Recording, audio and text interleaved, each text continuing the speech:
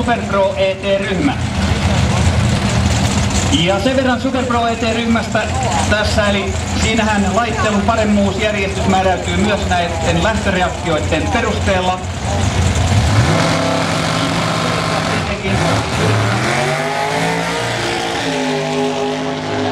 Aikaa tuolla autolla tänä viikonloppuna päästään, sillä pudotusajoissa jokainen kuljettaja antaa oman ihanneaikansa ja sen mukaan määräytyy sitten nuo lähtöajat, eli hitaampi auto saa lähteä indeksien erotuksen verran aina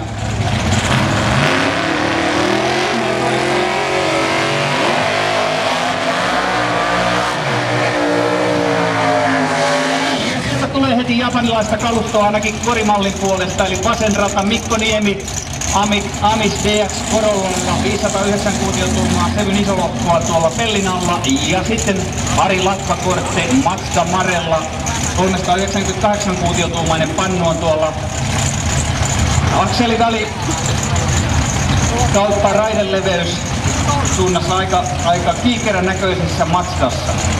Mutta siisti auto kuin mikä. Ja Mikko Niemi on tässä vaiheessa laittelussa 0,028 reaktiolla neljäntenä. Ari Latvakortte sijoitus 0,078.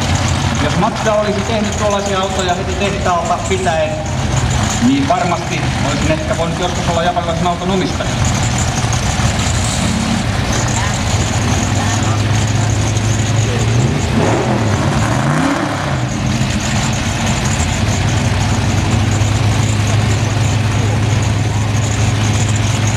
Mazdasta voisi melkein sanoa, että siisti kuin possu pienenä.